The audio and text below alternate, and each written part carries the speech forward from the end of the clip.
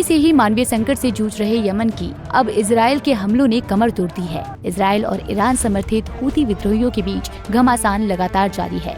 दोनों एक दूसरे पर लगातार हमले कर रहे हैं। इन हमलों से राजधानी सना और बंदरगाह शहर हुदैदा को निशाना बनाया गया है। इन हमलों में हूती विद्रोहियों के कई ठिकाने तबाह हुए हैं और बड़ी संख्या में लोग हताहत भी हुए हैं। हूतियों के नियंत्रण वाले मीडिया संस्थान अल मसीरा ने इन हमलों के लिए इजराइल को दोषी ठहराया है। हालांकि इजराइल ने इस पर कोई टिप्पणी नहीं की है, लेकिन उसने पहले तेल अवीव पर हमलों के जवाब में यमन में हूतियों के ठिकानों पर हमलों की चेतावनी दी थी। वहीं इजराइल और हूती विद्रोहियों दोनों के बीच बढ़ती दुश्मनी अब अफ्रीकी मुस्लिम देश मिस्र को भारी पड़ रही है। ऐसे में आइए जानते हैं कि इजराइल ने हूतियों पर कैसे इतना बड़ा हमला किया। साथ ही ये भी जानेंगे कि आखिर इजराइल ने हूतियों को ही क्यों निशाना बनाया।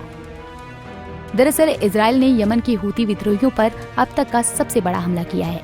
इजरायली सेना ने कहा कि उसके लड़ाकू जेट ने गुरुवार यानी 26 दिसंबर को यमन के हूती विद्रोहियों के ठिकानों पर बम बरसाए। इजरायली लड़ाकू विमानों ने राजधानी सना के एयरपोर्ट समेत पश्चिमी शहर हुदैदा के बंदरगाह समेत अन्य ठिकानों को निशाना बनाया है। हमला कितना बड़ा था इसका अंदाजा इस बात से लगाया जा सकता है कि इसमें इजराइल के 100 से ज्यादा लड़ाकू विमान शामिल हुए थे। सना एयरपोर्ट का मेन रनवे, कंट्रोल टावर और एक्स क्राफ्ट तक तबाह हो गए। इन हमलों को तेल अवीव पर हूती विद्रोहियों के मिसाइल हमलों का जवाब माना जा रहा है। इन हमलों में 1 दर्जन से अधिक इजरायली नागरिक घायल हुए थे।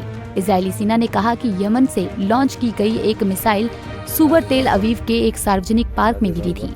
इस मिसाइल को इजरायली एयर डिफेंस मार गिराने में नाकाम रहे। हूतियों के सैन्य प्रवक्ता ने कहा था कि समूह ने एक हाइपरसोनिक बैलिस्टिक मिसाइल का उपयोग करके एक सैन्य लक्ष्य को निशाना बनाया था। वहीं इस पर इजराइल के प्रधानमंत्री बेंजामिन नेतन्याहू ने बीते दिनों एक भाषण में कहा था कि हूती भी वही सबक सीखेंगे जो हमास, हिजबुल्लाह, असद सरकार और अन्य लोगों ने सीखा है।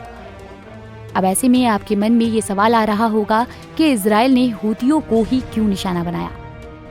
तो आपको बता दें कि आईडीएफ ने पुष्टि की है कि उन्होंने हूती सैन्य बुनियादी ढांचे, सना अंतर्राष्ट्रीय हवाई अड्डे, रास कनातिब बिजली स्टेशनों और पश्चिमी तट पर हुदैदा, सलीफ और रास कनातिब बंदरगाहों को निशाना बनाया था।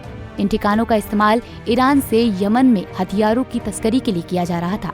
रिपोर्ट के मुताबिक ऐसे में दर्जनों इजरायली विमानों को सना और हुदैदा के आसमान में देखा गया। इजरायली विमानों ने सना में 7 और हुदैदा में 3 हमले किए थे। स्थानीय सूत्रों ने बताया कि यह हमला उस समय किया गया जब हूती नेता अब्दुल मलिक अल हूती पास में ही अपने विजयी भाषण दे रहे थे। आपको बता दें कि इजराइल और हूती विद्रोहियों में अक्टूबर 2023 से ही ये भीषण युद्ध चल रहा है। इजराइल और हूती विद्रोहियों में जंग जारी। अक्टूबर 2023 से शुरू हुए गाजा युद्ध के पहले महीनों से ही हूती विद्रोही इजराइल पर ड्रोन और मिसाइलों से हमला कर रहे हैं। तब से इजराइल ने जवाबी कार्रवाई में हूतियों के खिलाफ रुक रुक कर हमले किए हैं। इजराइल ने पहले ही हुदैदा बंदरगाह पर हमले किए थे।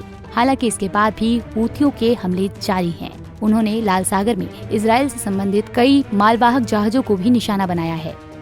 गौरतलब है कि यमन का मानवीय संकट दुनिया के सबसे भयानक संकटों में से एक है। इस पर संयुक्त राष्ट्र ने चेतावनी भी जारी की है। संयुक्त राष्ट्र ने कहा है कि अगर इजराइल ने हुदैदा बंदरगाह और सना हवाई अड्डे पर बमबारी जारी रखी तो यमन के हालात और भी बदतर हो सकते हैं।